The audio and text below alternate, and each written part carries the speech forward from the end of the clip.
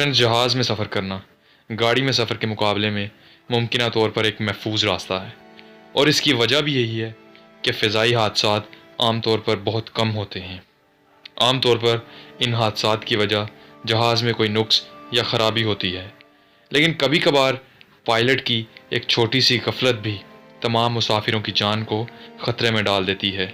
और 29 दिसंबर 1972 को रात के 11:42 पर ठीक ऐसा ही हुआ। फ्रेंड्स, ये ईस्टर्न एयरलाइंस की फ़्लाइट 401 थी, जिसने न्यूयॉर्क से मियामी के लिए उड़ान भरना थी। ये उड़ान भरने वाला जहाज़ एक try star jumbo jet L1011 था। फ्रेंड्स, 29 दिसंबर 1972 को जुमा की रात 9:20 पर फ़्लाइट 401 के जहाज़ ने कैनेडी इंटरनेशनल एयरपोर्ट से बिल्कुल नॉर्मल अंदाज में उड़ान भरी। इस जहाज़ में 163 मुसाफिरों के साथ साथ 13 क्रू मेंबर्स भी थे। न्यूयॉर्क से मियामी का सफ़र सिर्फ 2 घंटों पर मुश्तमिल था और जहाज़ में सब ठीक चल रहा था, लेकिन किसी के वहमो गुमान में भी नहीं था जो अगले चंद लम्हों में होने जा रहा था। फ्रेंड्स, मियामी इंटरनेशनल एयरपोर्ट पर लैंड करने के लिए पायलट्स ने जब लैंडिंग गियर एक्टिवेट किया तो पायलट्स को एक प्रॉब्लम नज़र आई। कैप्टन स्टॉकस्टिल, जो फर्स्ट ऑफिसर था, ने नोटिस किया कि लैंडिंग गियर इंडिकेटर, जो एक ग्रीन लाइट बल्ब होता है और जाहिर करता है कि nose gear properly down position में लॉक हो चुका है और जहाज़ को लैंड किया जा सकता है, रोशन नहीं हुआ।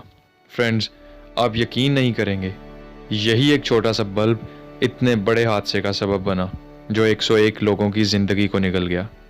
कैप्टन के मुताबिक अगर सब ठीक था तो इस बल्ब को ऑन होना चाहिए था, जबकि बाद में की जाने वाली इन्वेस्टिगेशन से पता चला कि यह बल्ब किसी वजह से ख़राब हो गया था, इसलिए रोशन ना हो सका और पायलट्स इसी कश्मकश में मुब्तला रहे, जबकि लैंडिंग गियर को मैनुअली भी डाउन किया जा सकता था। कॉकपिट में मौजूद पायलट्स ने लाइट असेंबली रिमूव करने का फ़ैसला किया ताकि लाइट को चेंज किया जा सके, और इसीलिए पायलट्स ने जहाज़ को ऑटो पायलट पे कर दिया और ख़ुद सारे के सारे क्रू मेंबर्स एक लाइट ठीक करने में लग गए। और इसी कश्मकश में पायलट्स में से कोई एक गलती से कंट्रोल पैनल से टकरा गया और जहाज़ ऑटो पायलट से मैनुअल कंट्रोल में आ गया।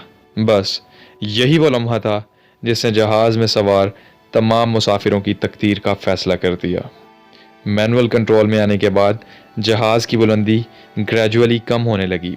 बदकिस्मती से रात का वक्त था, इसलिए बाहर देख के भी इस बात का अंदाज़ा ना लगाया जा सका कि जंबो जेट बुलंदी से नीचे आ रहा है।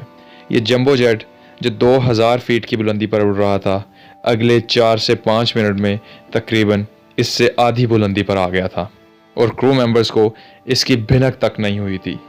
लेकिन जहाज़ का इतनी कम बुलंदी पर उड़ना एक ऑटोमेटिक एल्टीट्यूड वार्निंग देने के लिए काफ़ी था, यानी जहाज़ ने इस बात का इशारा दे दिया था कि प्लेन कम बुलंदी पर उड़ रहा है, लेकिन यह वार्निंग फ़्लाइट इंजीनियर स्टेशन में सुनी जा सकती है और बदकिस्मती से फ़्लाइट इंजीनियर भी उस टाइम अपनी सीट पर मौजूद नहीं था, इसलिए अब जहाज़ का हादसे से बचना बहुत मुश्किल था।